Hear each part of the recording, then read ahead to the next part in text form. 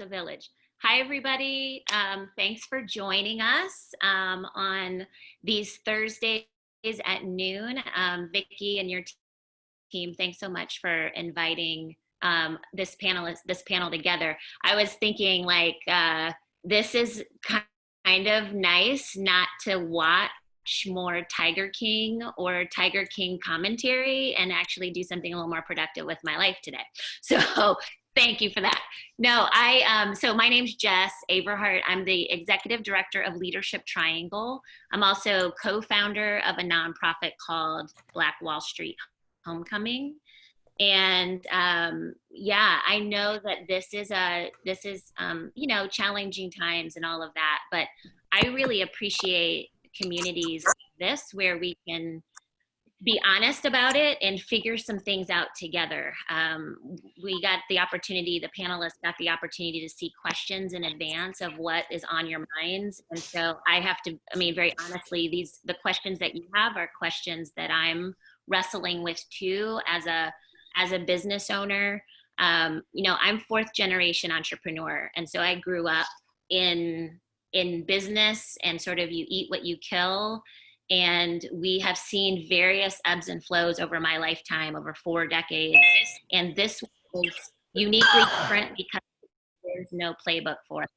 And we all know we're kind of learning as we go. So my background, that's besides entrepreneurship, my background also extends in the startup community. So for those of you who are in the world of entrepreneurship as a tech founder or biotech or, in that space, I used to do community development work with the American Underground, which is a Google for Entrepreneur tech hub in Durham, and really immersed myself, and my day-to-day life really was watching young founders build teams and navigate unique spaces based on what they were trying to put out in the market. So I imagine that many of you are coming today with some thoughts around, well, now what? And hopefully we'll be able to just talk about that openly. One of the things that I have been talking about the last year has been this idea of crucible moments. And so I've been thinking a lot about this and talking to my son. I have a 17-year-old son who's a senior in high school. And, there is no other crucible moment that I can think of that matches what we're going through right now. And the idea of a crucible moment really is there's like pressure and heat, right? That transforms people, places, and things into new ideas and hopefully better versions of themselves. And for the last year, I've been talking about crucible moments in terms of individuals. You're going through a crucible moment in your life. And what I think is interesting is that the world is under a crucible moment. And so how we sort of move through this and what lessons we learn, because crucibles have, and I'm going to quickly wrap this up, but crucibles have a purpose, right? They have a purpose. And there's 2 things. You're learning a lesson along the way, and the idea is to be transformed into something new. And so I think we can take a little bit of comfort in knowing that these have happened over time and over history, and this is not like the only time this has ever happened. This is historic in nature, but over history, if you look at the long timeline, there have been many crucibles that have changed communities, changed people, and ultimately, for those of you on the call, change your businesses, how you move as a business owner. So I take comfort in that. And then probably along the way, we'll talk about my smaller view, the 10-foot view of life, not the 30,000, which is how we're moving in my household. Because like I said, I have a senior who's missing graduation, missing his senior prom, getting prepared for a fall in college, and some of, getting word that, that might be weird how he moves in and when does he start football camp? And, so loss is real, and people are experiencing loss and fluctuation and change at all these different levels. So we've got a little silver linings playbook that we're working from at home that is helping us, have some fun along the way and not get too lost in the sauce and stay as focused as we can from the day to day with what we know is true. So I'm looking forward to this conversation. Thank you again for Vicki and her team for bringing us together. And I guess I'll kick it over to, who am I kicking it over to? Scott? Yeah, okay. Scott, you're on mute. Yeah, there we go. Good afternoon, everybody. Thanks for having me here, Vicki. I'm humbled to be on this panel with these people. So I'm Scott Brown. I'm on the staff at the Entrepreneurship Center as the professor of the practice for entrepreneurial leadership. I'm an executive coach and a culture consultant. And basically what that means is I'm primarily focused on helping to build smart leaders, strong teams, and help them build intentional culture in their organizations. You know, when Vicki asked us to think a little bit about what we wanted to talk about today, for me, like in most times, I harken back to my early adult life when I was a Marine. One of the lessons we learned early on in boot camp is the Marines adapt, improvise, and overcome, right? And so do entrepreneurs. That's what's needed here. Anytime you face obstacles, you've got to move quickly from the old shit moment, from the wringing of hands, and quickly into some sort of action. This process of trying something, seeing how it works, and then adjusting what you're doing, and keep putting one foot in front of the other. That's the big message for the day, for the moment. You know, what Jess said really resonates so much with me, this idea that this is a crucible moment, and never more important to rely on facts and go from what you know rather than what you assume, to separate rumor and guesswork from fact, and move forward with the best information that you have. I look forward to getting started. And who am I passing this off to, Vicki? Next up is Sean. Hi, everybody. My name is Sean Ramsey. I am the founder of The Art of Moxie, and I am a communications consultant and coach for entrepreneurs. I have more than 25 years of experience working with entrepreneurs, and I'm one of those folks that Vicki has known for decades, and we try not to talk about how long that actually is or how old that makes us, but it's good to have that history. I am also an entrepreneur in residence with UNC's Adams Apprenticeship Program, and I'm an executive coach there as well, working with Scott and the rest of the Adams team. And in addition, as part of my coaching background, I actually am certified as a positive psychology coach. And so, you know, that definitely is an interesting school of thought, or, you know, a thing to think about as part of what we're experiencing today. And it's not, you know, about always being positive, but it's really about looking for opportunities to find positivity in any situation and looking for opportunities to grow from that. And, you know, much like what Jess said, it's times like this where people really grow. You know, if things are status quo and continuing business as usual, there's really very rarely any true growth that comes from that. So growth comes from discomfort. Growth comes from facing challenges.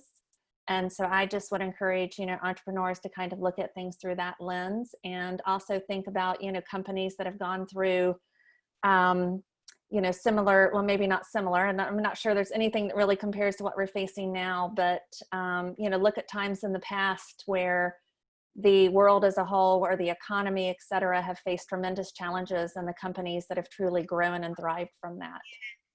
So.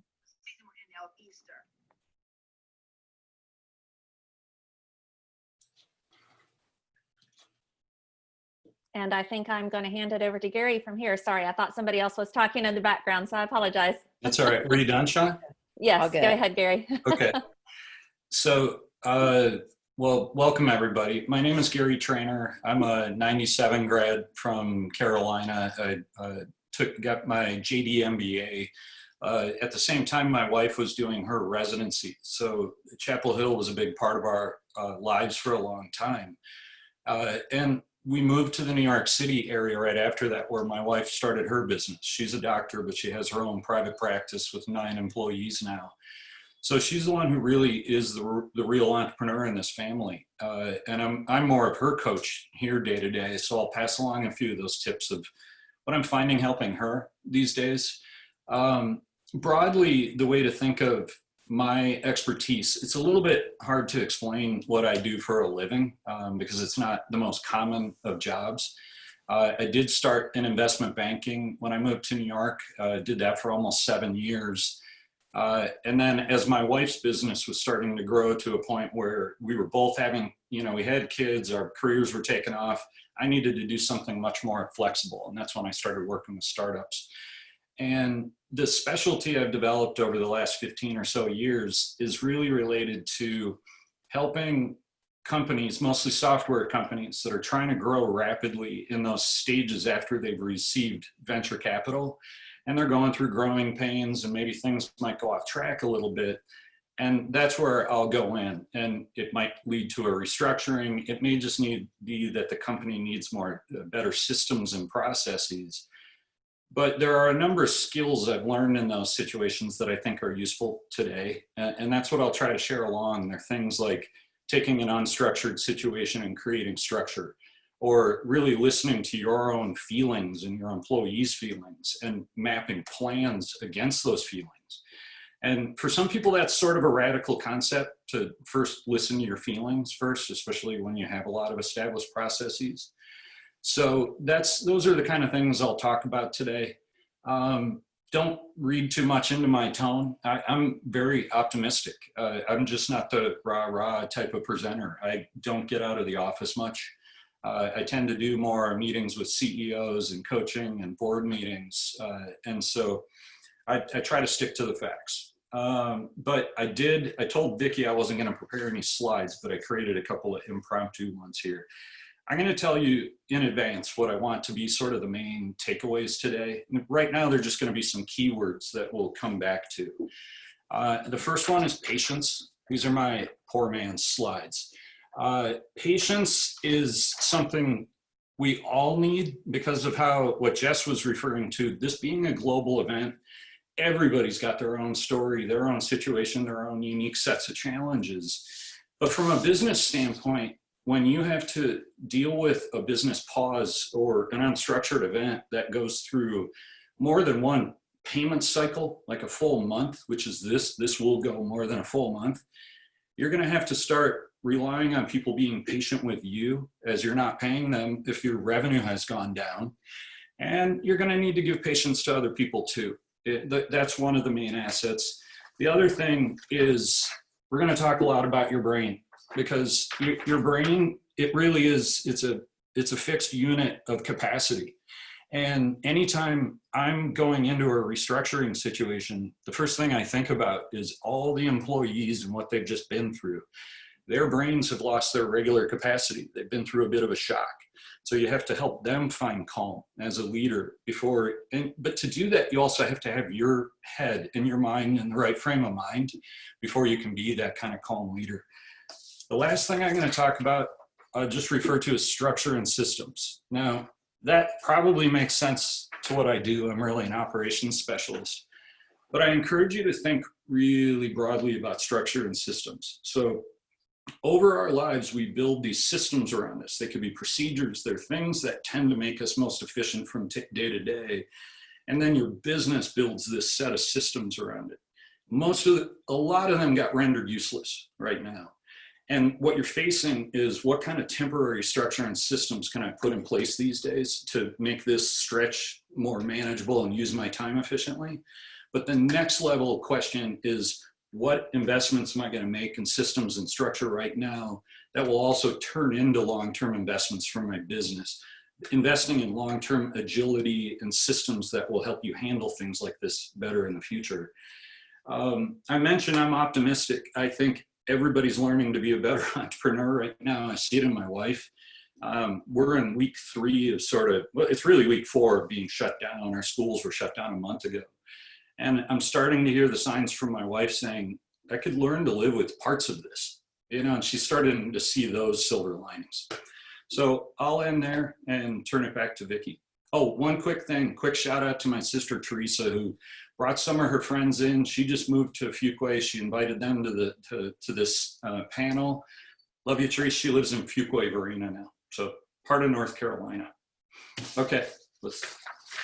Awesome. Thanks y'all so much. So some of the points that I want to kind of pull out of what people said is that I think it's really important during this time for everyone to remember that we're people. So yes, you're a business owner, or you work in a business, or you work in a nonprofit, or you're a student.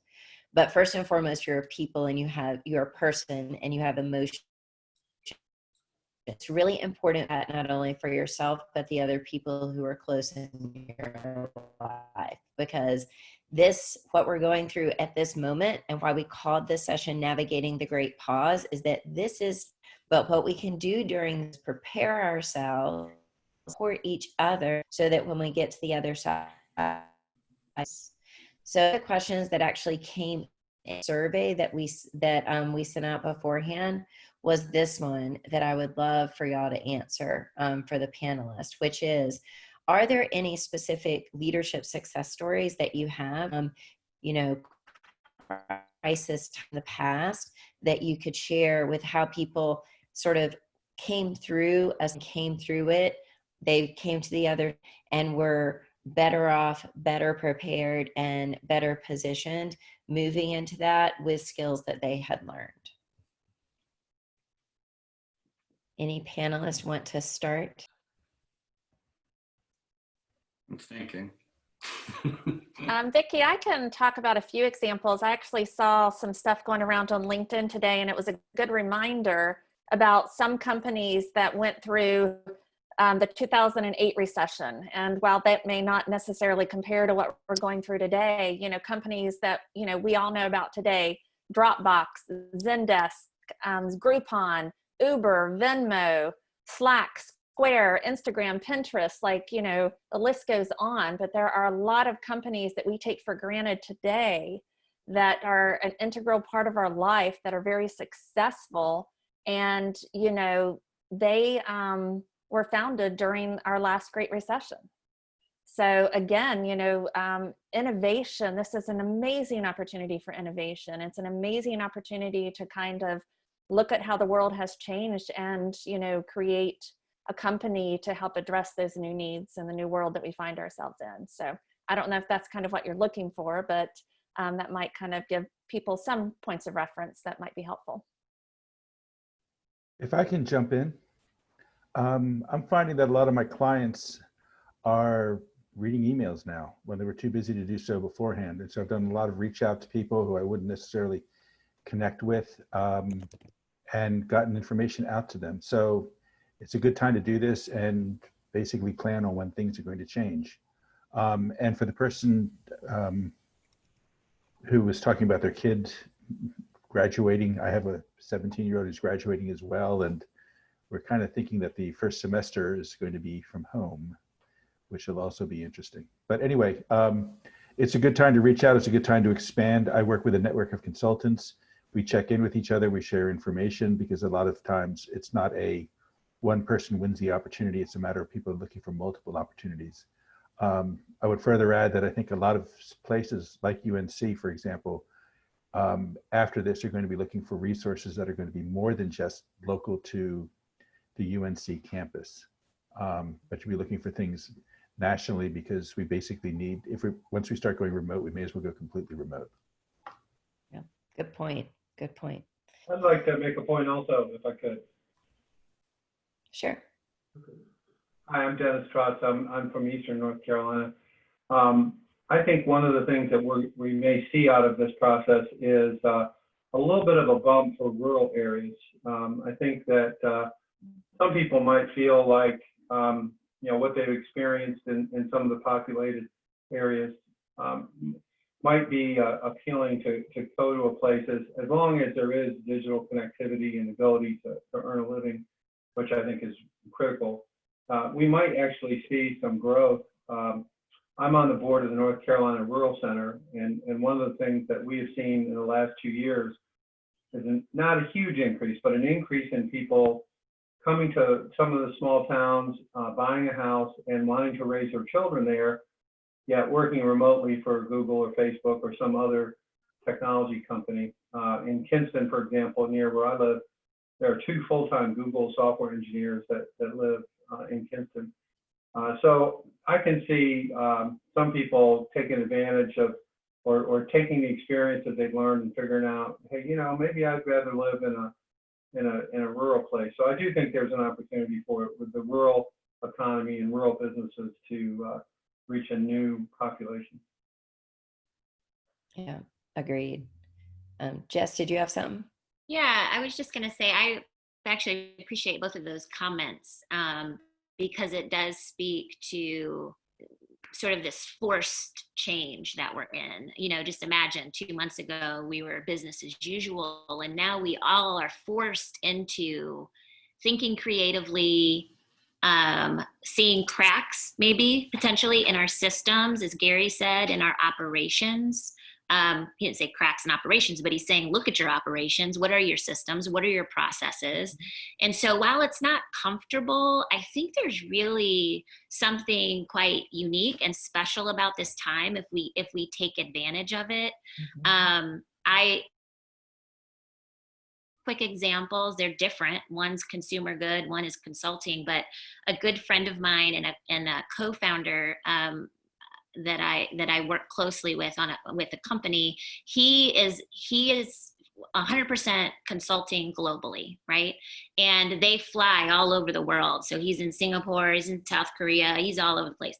Well, now that's no more. And so he was forced within 1 week to demonstrate to his company that he could take his entire product, his output, and virtualize it, 100% of it, in order to keep those contracts alive.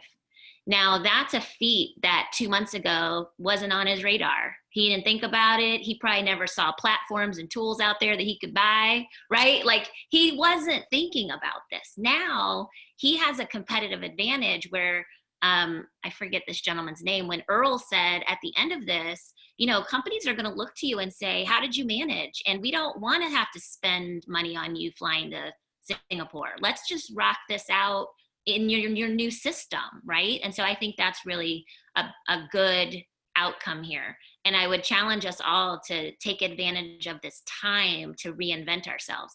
The second example, and some of you know her, she's local. I kind of follow her. She's the founder of Headbands for Hope. And she took her headbands and decided to create masks for them, right? Like, how do I participate in the solution during this tense time, and where I'm feeling anxiety, keep folks employed? So rather than headbands, I'm turning them into, you know, protective masks. Just an interesting way to approach, you know, some uncertainty and also feel productive and keep the trains running on time. I'd love to chime in.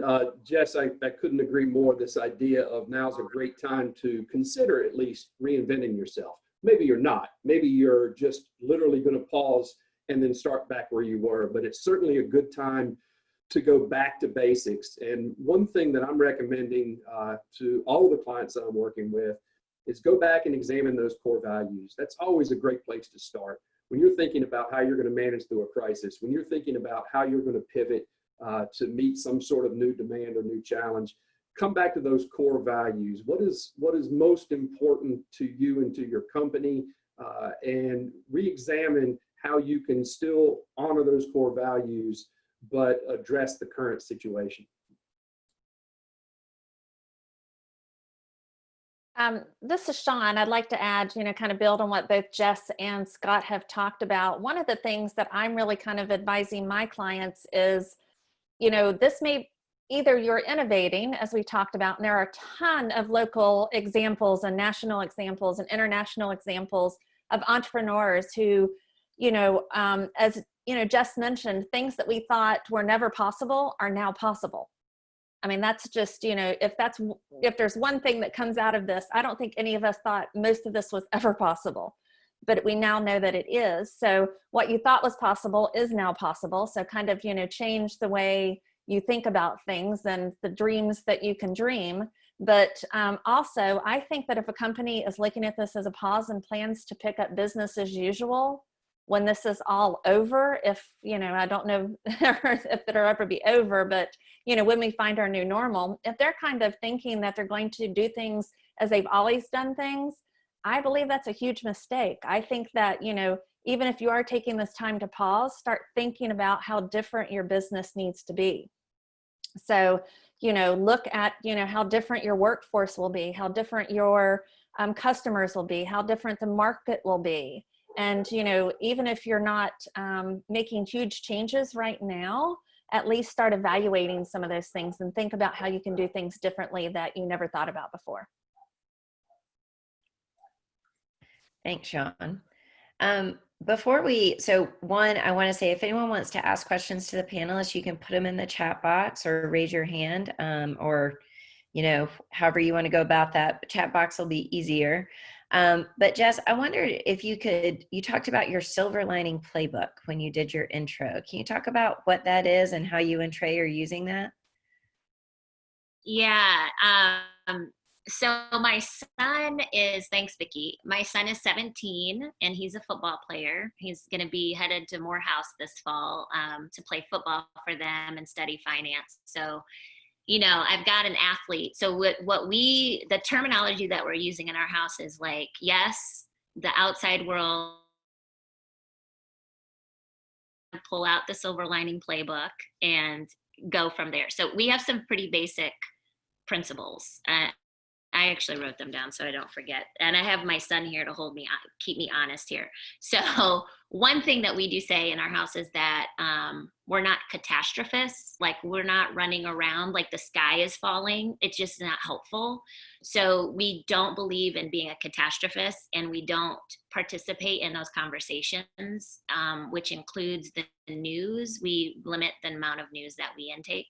And it's gotten so limited now that, like, last night, I think we had 15-minute check-in and then we were done and off to something else.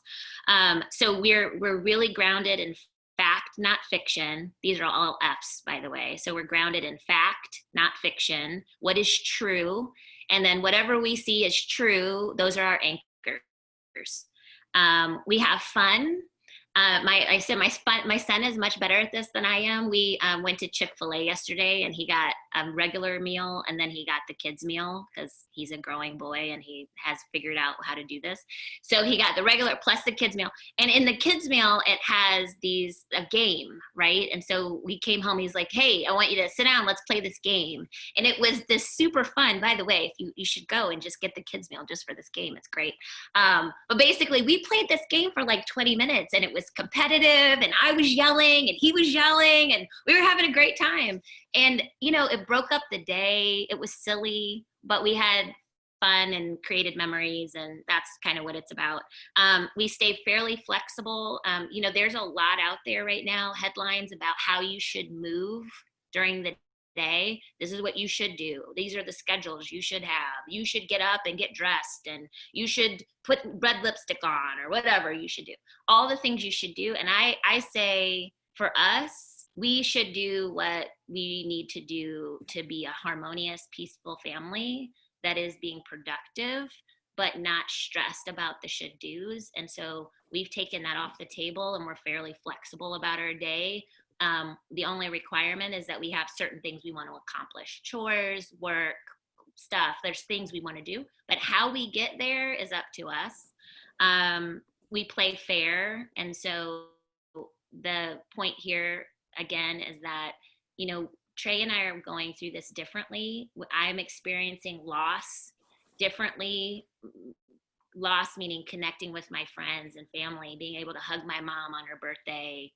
I'm launching a new company, and my timeline for that is now pushed back. And so just there's things I'm thinking about, but at the same time, there's a lot he's considering. And so playing fair and being patient with each other. And then the last thing is moving forward.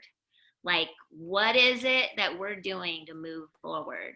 And when we get stuck, my mantra these days is just do the next right thing. What's the next right thing to do? And I just do that, and then I do it again, and you do it again until you get some rhythm. So that's our silver linings playbook. It works for us, and it's going to look different for everybody, but I would recommend you have something like that, just because it keeps it simple, not simplistic, but it keeps it simple in sort of the chaos around us. At least you can be grounded. So Thanks, Jess. One other tool, so we're doing team check-ins twice a week. And one of the ways that we start those team check-ins is everyone goes around, tells how they're feeling, but then also says one thing that they're thankful for. And I think being grounded in that gratitude is something that is important, because I do think that no matter how difficult something is that you're going through, you have something to be thankful for at the end of the day. And if we can focus on those things as opposed to some of the negative things, that can help kind of get us through the tough piece. And the other thing is it is really important to connect with people when you need help. I think that is a change that I've just seen, is that people are just more flexible. And as Jess was saying, but people are also more open to helping. Because if you do have extra capacity, if you do still have a job and someone else doesn't, you are in a position to help someone else. So there was a question that came in on the chat that I wanted to put out there for the panelists. I moved to North Carolina about 6 months ago, and then the great pause happened. This person is working to connect and build the right tribes. And she sees this as a forum, or he sees this as a forum and a way to build entrepreneurship and a strategy tribe. Any other suggestions as to how to connect during this time? This person has just moved here in the past 6 months. Any ways that they should connect in, or areas they should connect in? Go ahead. Go ahead, Gary. Okay, thanks. So when you think about it broadly, a lot of what everybody's really being challenged with is a lot of information overload, and a lot of us are not experts in any of the areas we're having to jump into.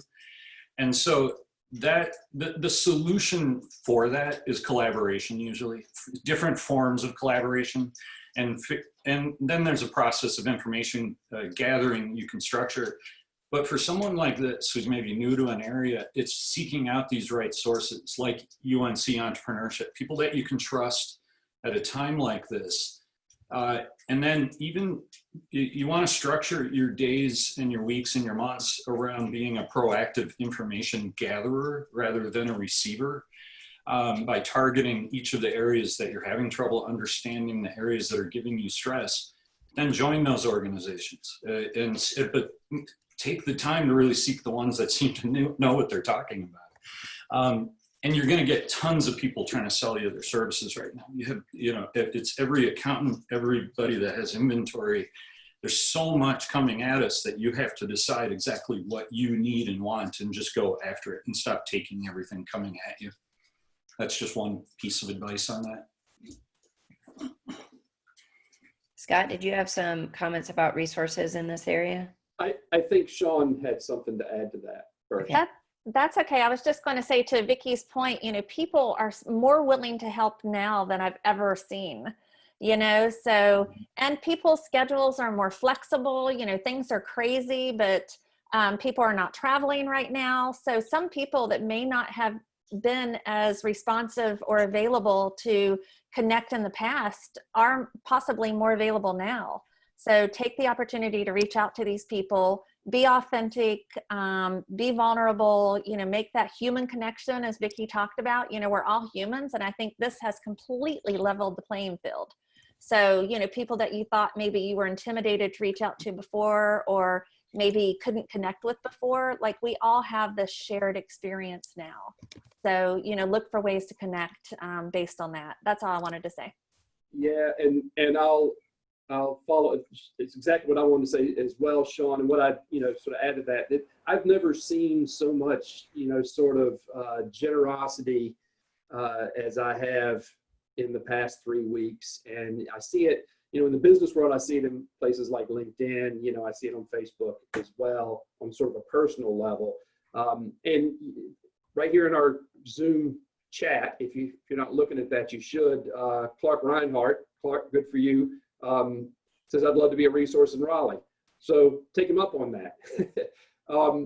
You look on LinkedIn and you can see in your LinkedIn feed constant offers of help on LinkedIn. I hope you're seeing what I'm seeing anyway, but it's just a constant run of offers of help. Sometimes it's in the form of, great leaders who are sharing wisdom. I just shouted out to the CEO of Dude Solutions here in the Triangle area. Ed's on LinkedIn daily offering some wisdom, and I'm inspired by it. There's some of our UNC alum who are regularly, one of them was offering his apartment in New York City for a first responder to use because he's staying down in Raleigh right now. Things like that. Look for the people who are helping, reach out and connect to them. The other thing I wanted to go back to, though, Vicki, your comment about our twice a week check-ins and how we start with this moment of positivity. And I want to point out something that is, I think, really important. One is that, right? I think that's a strong message, is to start those meetings with positivity. And I'm fortunate enough to be part of several groups, and Vicki's group is one of the ones starting with positivity, and many of the other ones that I work with are also doing similar things. The other thing that I think balances that well, because sometimes people just aren't feeling positive, and sometimes people need to move past this everything's okay, because it's not, and so you need to vent for that. The place to vent for that is not usually during a team meeting. It can very quickly devolve. The place for that is you as a leader doing your one-on-ones with your employees. So if you're not doing that, if you're in a larger organization, if you're not insisting that your managers are doing that, then please do. It's more important now than it ever was. So those one-on-ones, I'd suggest at least once a week. And a key question to ask, and it's so simple and so important, is how are you doing? How is your family doing? It's so critical. It's such an important question to ask. If for no other reason, because people will feel cared for. And of course, the follow-up question to that is, what can I or what can we do for you? And do what you can. And, be quick to say what you can't do, obviously, but do what you can. Take care of one another here. And if you're allowing people to vent in private in a one-on-one with you, they will know that they're cared for. They will have a chance to find the help that they need. If there's a request that needs to go up to the team, then you can do that at the appropriate time. But doing that in a one-to-one rather than in a team setting is probably the way to keep your overall culture upbeat and moving forward, while still making sure that individuals have a chance to say what's hurting and what's wrong. Great comments. Other comments from the audience here. What questions do y'all have for the panelists or just in general? It seems like community gratitude has been a theme. There were a number of different comments that some people had sent in beforehand. Yes. Hi, it's Dana. Hey, Dana. Hey, I probably should show my picture. Let me see if I can get my video up. I just wanted to say something. Can you see me? Hi, Dana. I just wanted to say something to Sean and to Gary. I'm married to a first responder too, Gary. I'm married to a trauma surgeon.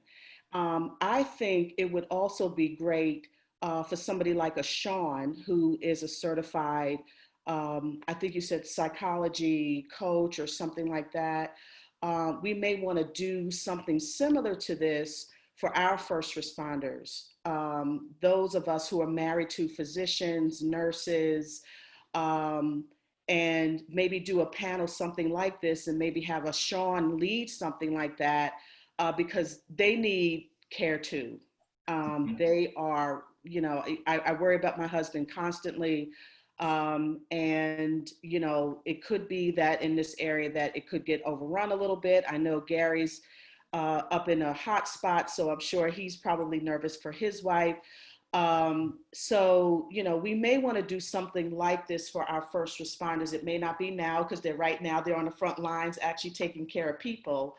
But, you know, this might be something that we may want to consider for them, and maybe have a Sean or somebody who's in that space where they can, you know, sort of talk about self-care and all these other things for those folks as well. I bet you they would probably appreciate something like that.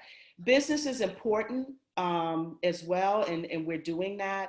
But since we're talking about fear and uncertainty, they are feeling the same types of situations as well. So just wanted to throw that out there, you know, to the panelists and to you, Vicki, you know, as an option. Cool. Thanks, Dana. I don't know if anyone else has any comments. Sean, do you have any comments? Yeah, I just wanted to thank Dana for suggesting that. And I'm going to enter my email address in the chat box so that she has that. But I would be happy to pull together a panel of folks who, you know, therapists, coaches, et cetera, who could, you know, really talk about some of those things that you mentioned, you know, self-care in particular. That's something I'm especially passionate about. But would love to connect with you directly. And when the time is right, would love to work with you on something like that. So thank you. Vicki, I'd like to add a couple of, is that Dana? Yeah.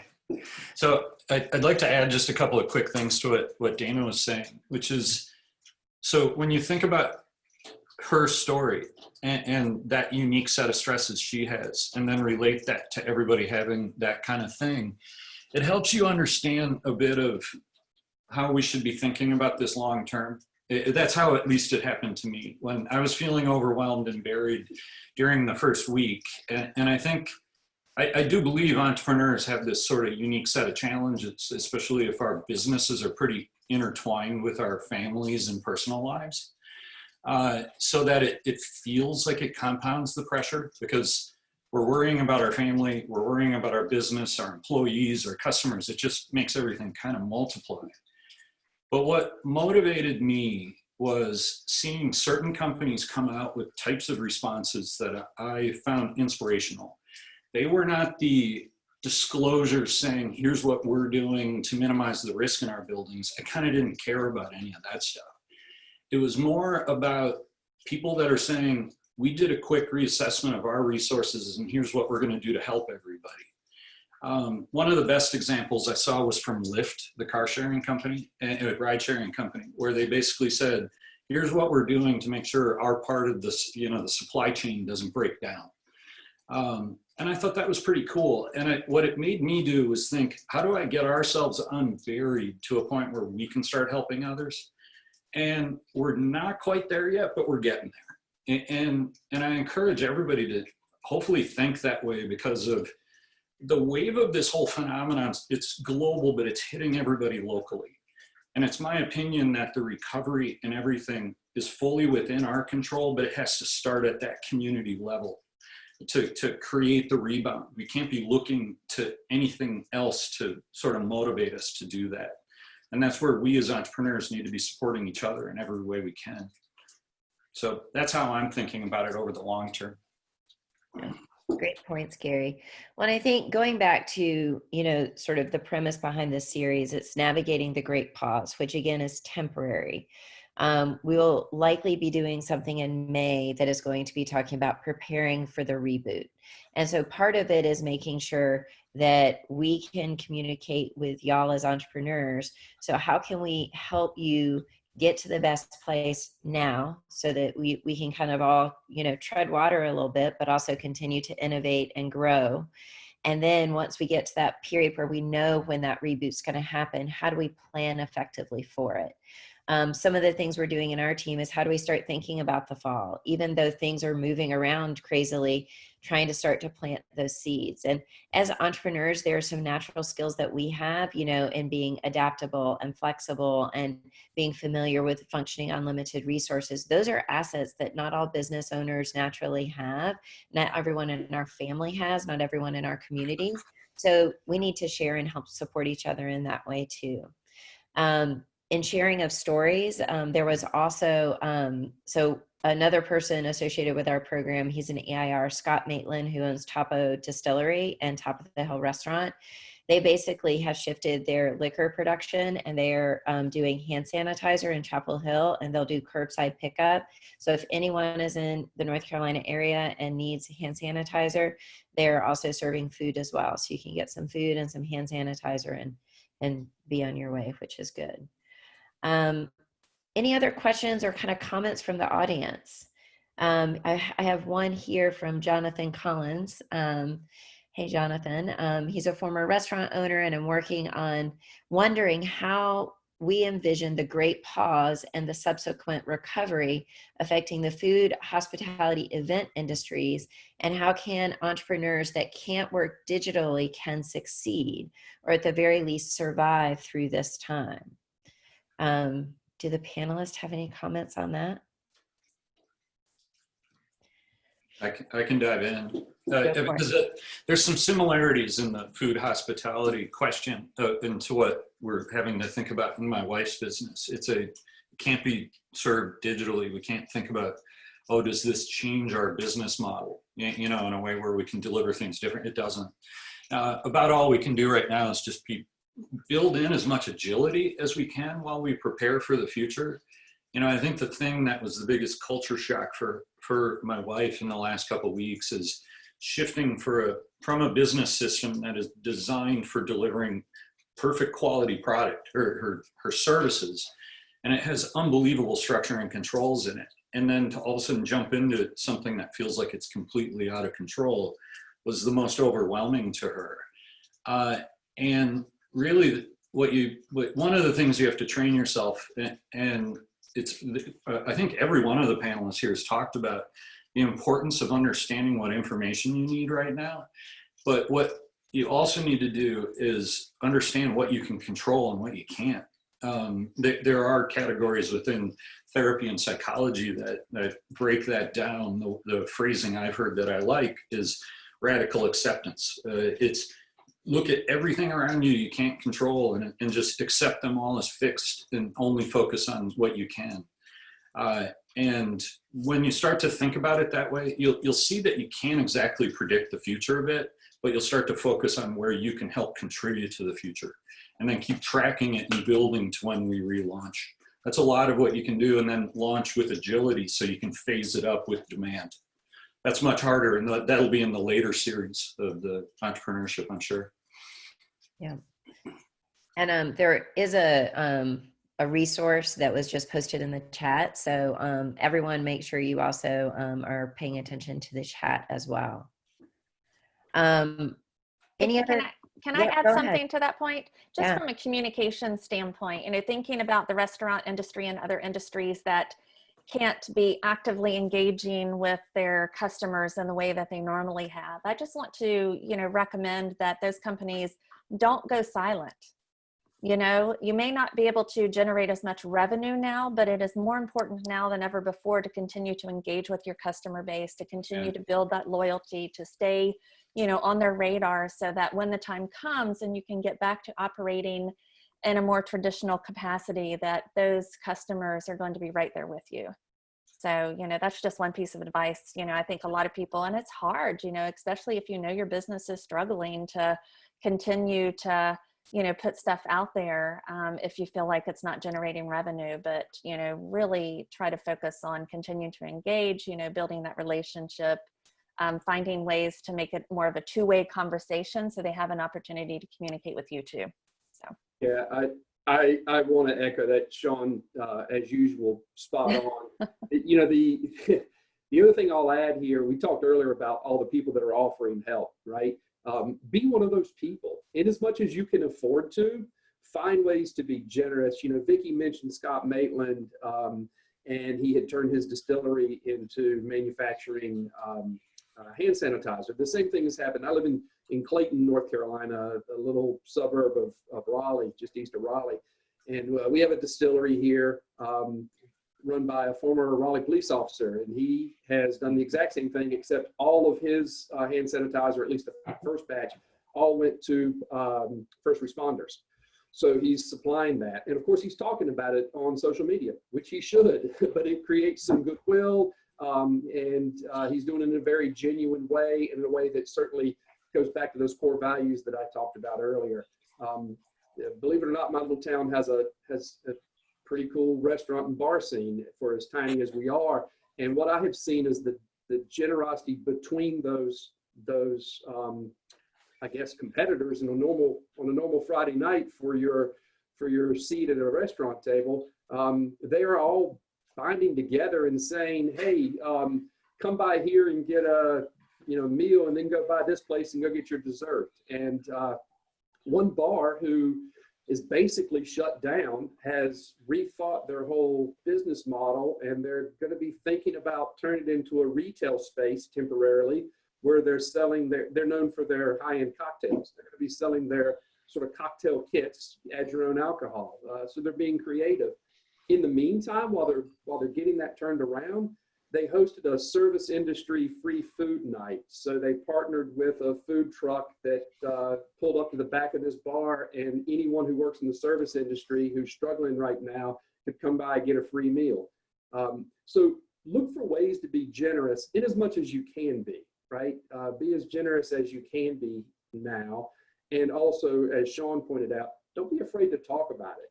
Don't be afraid to let people know what you're doing. It may feel a little self-serving, but it's not. It's for the good of your business. It's so that your business is around to serve your customers when all this is over, and it will be over.